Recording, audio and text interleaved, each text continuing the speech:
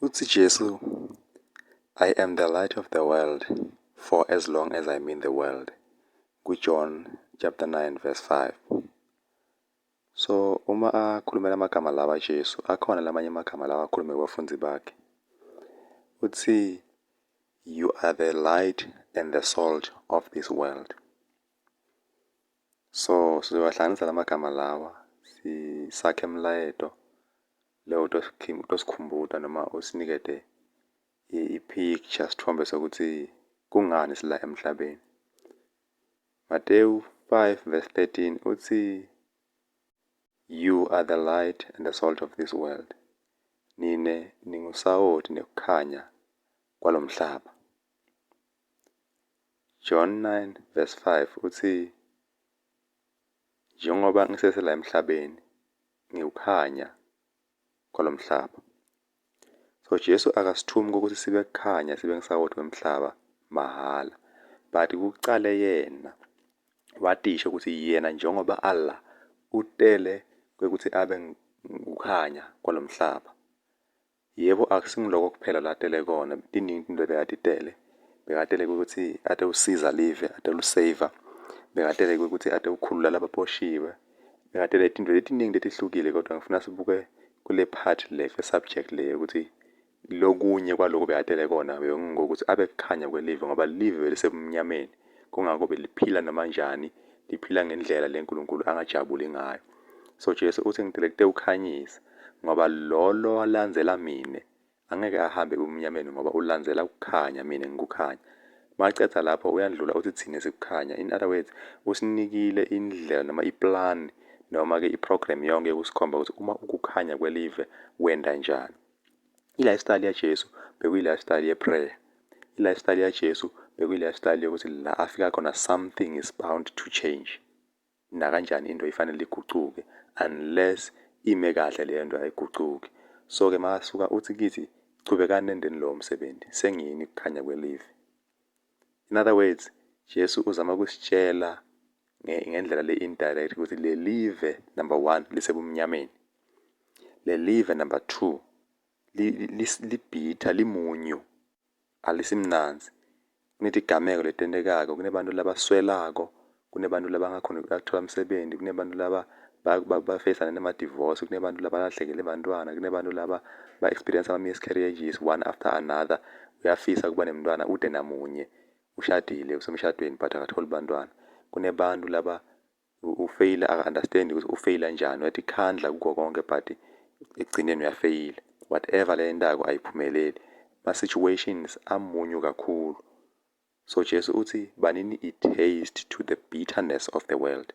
Banini i-light to this darkness le imbonyelo mhlaba wonke. In other words, la ukhona khona ufanele kukhanyisa.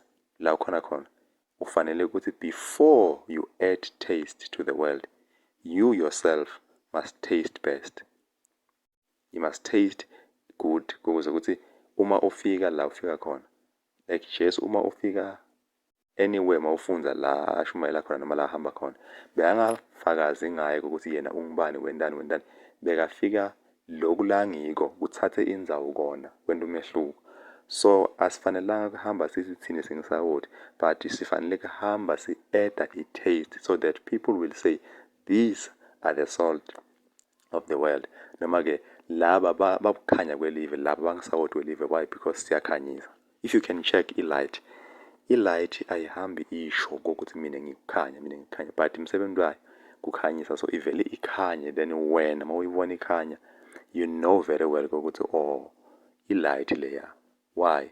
Uyibona ngemisebenzi yayo.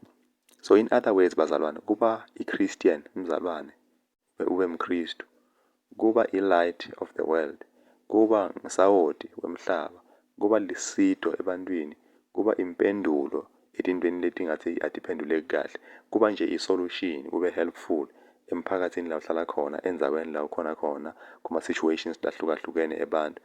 Akusikukhuluma. It's not a position, it's not the talks, but kungumsebenzi. Manje kuthiwa umzalwane akusiposition le ukuthi wena umzalwane usindisiwe, akusifuthi inkulumo, maxoxo noma ubufakazi, but kuba mzalwane umsebenzi, dendo. Akusiyi title nje, i-function. Sifanele sifunctione as Christians, sifanele sifunctione as the light, sifanele sifunctione as salt to the world. So ngalamanye amagama, uma uNkulunkulu athi thina siyi-light of the world, bazalwane, uchaza ukuthi you must perform the function of a light to the world. Why? Because i-light inemisebenzi ehlukahlukene.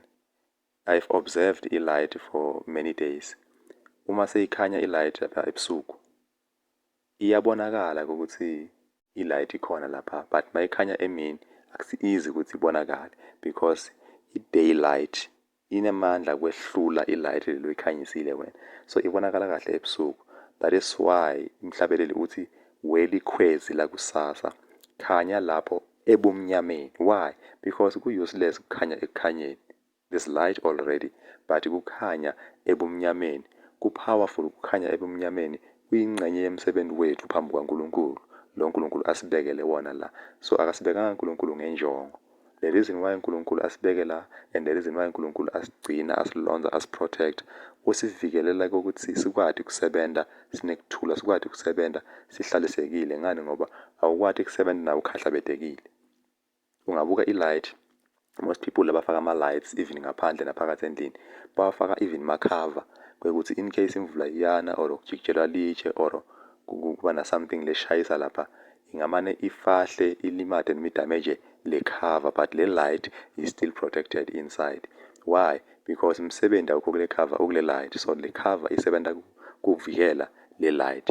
So kungakho Jesu uma ufunda incwadi kaJohane uthi nakathandaza uthi, Babe, angithandazele ukuthi ususe bazalwane emhlabeni, but ngithandazela ukuthi wena njani uba-protect, because ma ubasusa ususa le light, then there's no light anymore. Ma ubasusa ususa the taste of the salt, then there's no salt anymore. So there's no taste empilweni lemunye yasemhlabeni.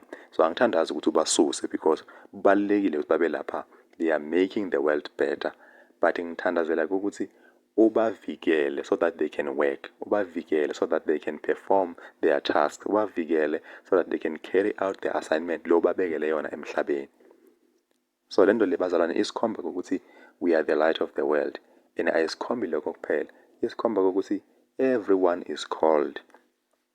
Akekho umuntu la ufuna akhomba athi bafundisi babitiwe, baprofeti babitiwe. It's true babitiwe, but wonke umuntu ubitiwe. There's a scripture lesithi many are called but few are chosen. Lokho kusho ukuthi few are chosen kuchaza ukuthi uNkulunkulu ukhethe laba nalaba kubabeka enhlangothini letithile lokukhonza noma kubanikeza imisebenzi lehlukile yokukhonza, kodwa wonke umuntu ubitiwe, ubidelwe enkosini. So libito bazalwane ayisilinceku kuphela, libito lebafundisi, libito lebazalwane bonke. Umuntu nemuntu ubitelwe enzaweni thide, endweni thide, emsebenzini thide, even enzaweni la uhlala khona. We are the light of the world. Ubitelwe emhlabeni ukuthi utoba i-light, awukafiki la ngemistake, ufike ngenjongo yaNkulunkulu. So uma ubuka i-light, letinye tilwane sicala ukutibona empilweni yethu ngenxa ye-light. Kunama-butterfly la hamba ebusuku, kunama-insects lamaningi la hamba ebusuku, la singawati nokuwati, la singakaze siwabone, but siwabona ngenxa yokuthi sekune-light. So lama-insects lawa awaphumi uma kukhanya lilanga emini, but aphuma uma kukhanya ama-lights ebusuku, and awaphumi nje around, aphuma aye lapha ku-light. I have observed something ngendaba ye-light. Most of the insects aphuma aye ku-light not to enjoy the light, but aphuma etigodini tawo aye ku-light to die in the light. Esikhathini lesiningi mawuvuka ekuseni uthola letilwane ama-insects, tinambuzane tifile la around the light noma phansi la emhlabathini macondzana nale light. Uma kuthi kunesikhala la kule glass le protector le light, uthola letinye tingene tifele ngala ekhasi kwale glass, tingene lapha esikhaleni. Most of the insects tiphuma titofela lapha elightini. So lokho kusikhomba ukuthi umsebenzi wethu mkhulu kangakanani emhlabeni, because kunebantu labanye lababoshwe imimoya yaSathane, basebenzela Sathane.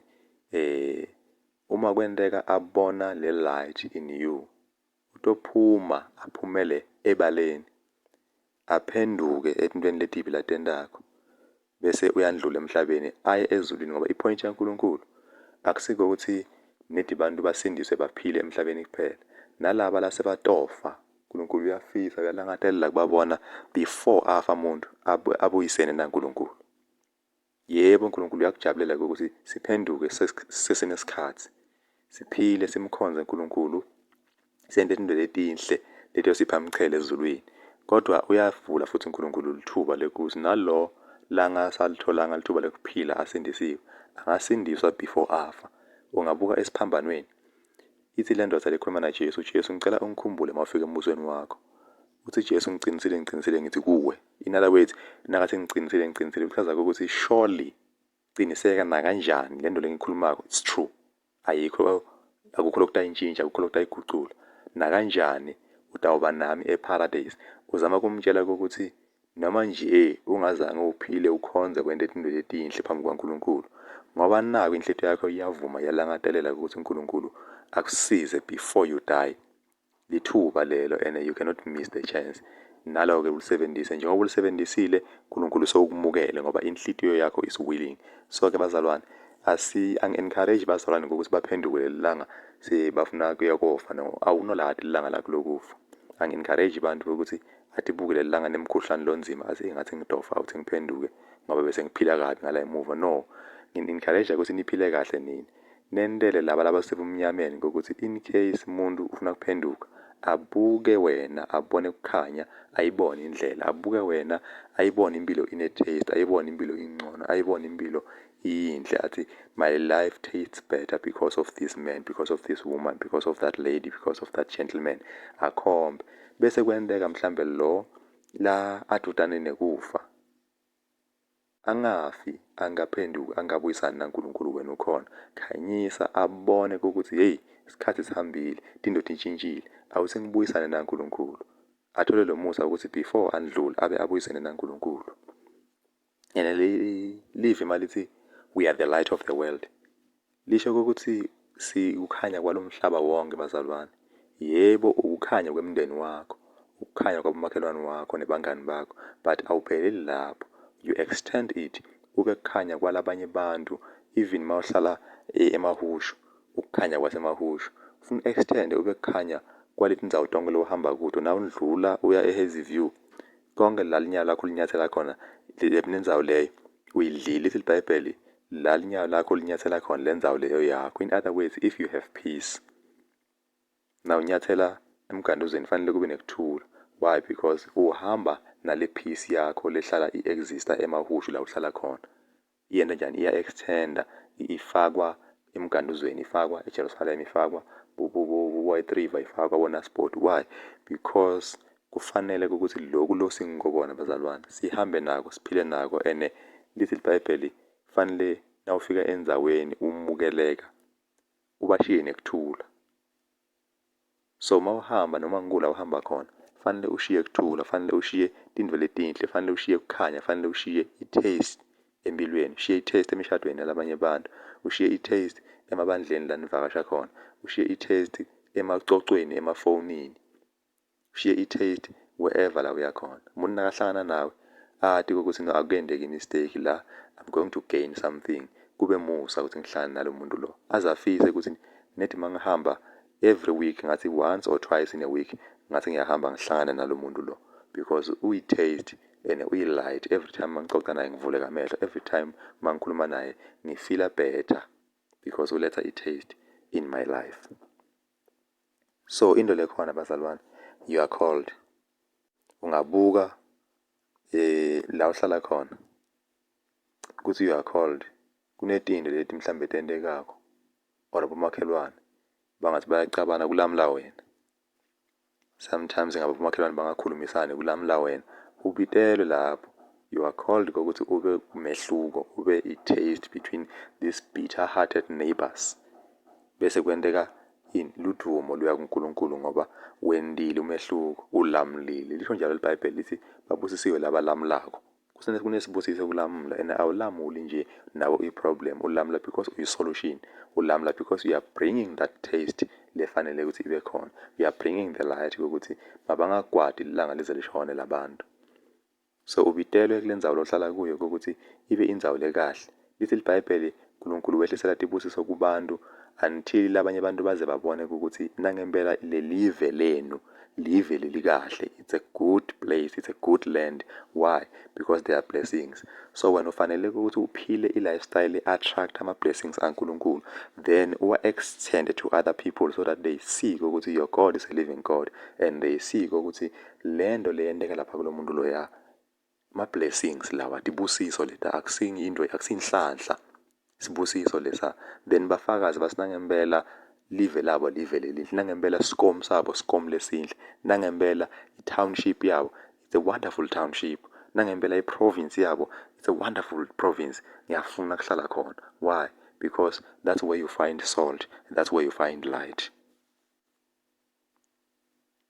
Now ukhumbule, even if kudla kune-salt, ku-difficult kabi ukudlela emnyameni noma kudla kune-salt, kune-taste, because uthi uyadla kanti kunemaphela, uthi uyadla kanti kuna-something lengafunekanga ngabe uyayidla. So even if kudla kune-taste, you still need light because ufanele kudlela ekukhanyeni.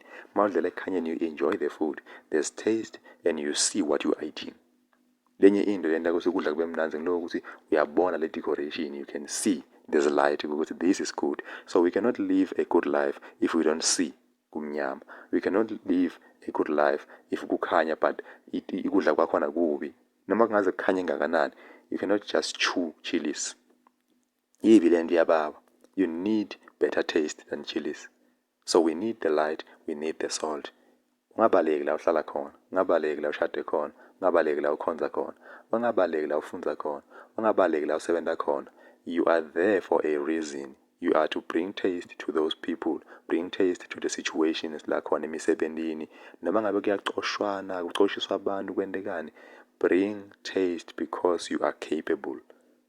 And ngeke mthakatha kuloyo, ngeke umuntu akwende lutho noma ngabe yini lebi leyendekako, as long as umntwana kaNkulunkulu angeke ikwende lutho lento, because uthi Jesu babe ngithandazela ukuthi ubavikele khona lapha emhlabeni bahlala khona. So you have been prayed for and you are guaranteed protection from heaven above. If kwenteka kufika silingo, akusindo lento yokubulala, akusindo lento yokulimala.